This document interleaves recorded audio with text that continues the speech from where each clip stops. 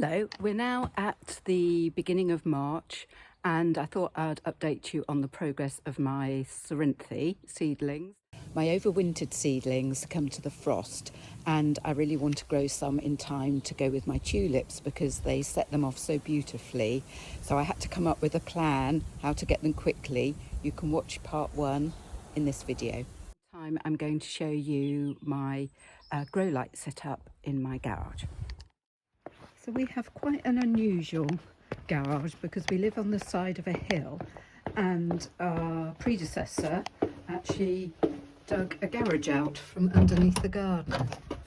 So it is here, and that means that it keeps a sort of good ambient temperature, so it's definitely frost free. So here's the garage and here is my grow light setup.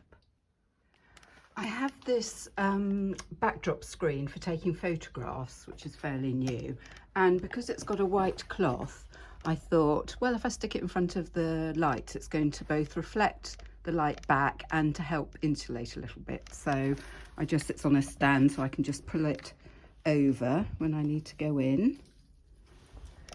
And here are my grow lights. So I'm lucky that I've got this garage space that's frost free. I've got an electricity supply. I have my grow lights on a timer, which I set up for about 16 hours a day. And I've got 2 lots of 3 and they are plugged into each other with these little wires. So I thought I'd talk you through my setup. I've got these shelves from IKEA. I think they're called IVAR, I-V-A-R, and they're 2 lots of 3 bolt together, quite reasonable. And they're good because you can hang the hooks from them. My grow lights, I have mixed feelings about these.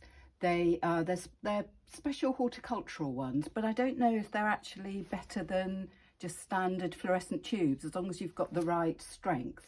They come with these reflectors, which are just kind of plastic. So they do direct the light down very well, but they're quite, as you can see, they're quite small. And I sometimes think if you got the larger ones, you'd cover a bigger area. Plus I think just regular sort of shop fitting lamps might be cheaper.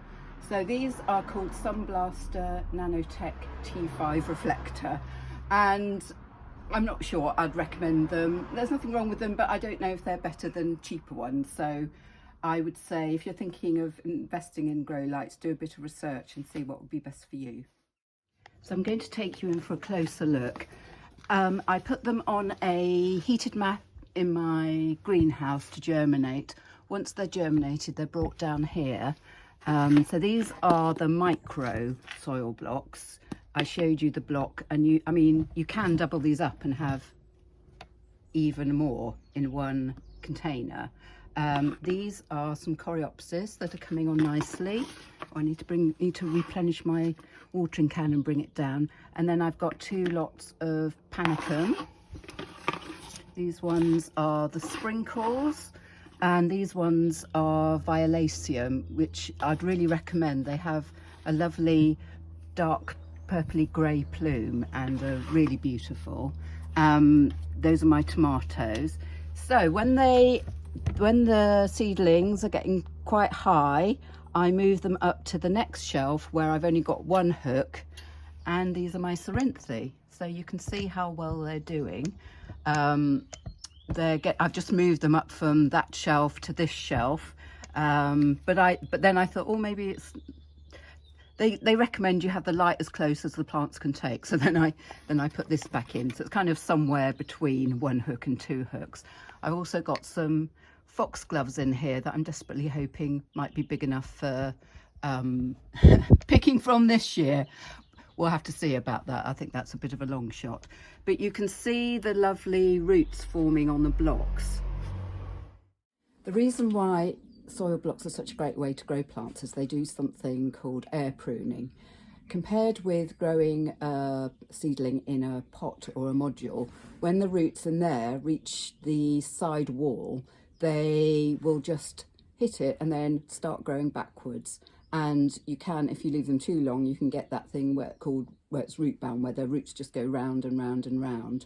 With the soil blocks, that doesn't happen, because when the root hits the outside, it naturally prunes itself, and that stimulates more branching of the roots, and you get a much better distribution of roots within the block.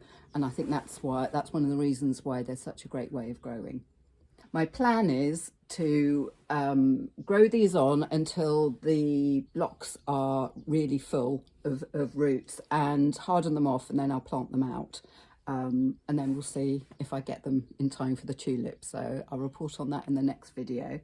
And just to say that you don't need to have a garage. You can even have a setup like this in a spare room, as long as it's not heated.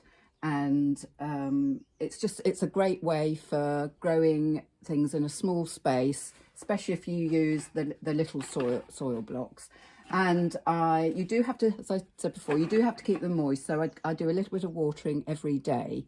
And what I'm going to do, especially with the bigger things, is I will add a little bit of feed into the water as well, just to give them as good a head start as possible. I hope you find that helpful, and we'll look forward to seeing whether I succeed in my venture. If you could like or subscribe to my channel, because I'm just starting, and that would be great, because it helps other people find the content and they might find it interesting. So see you soon.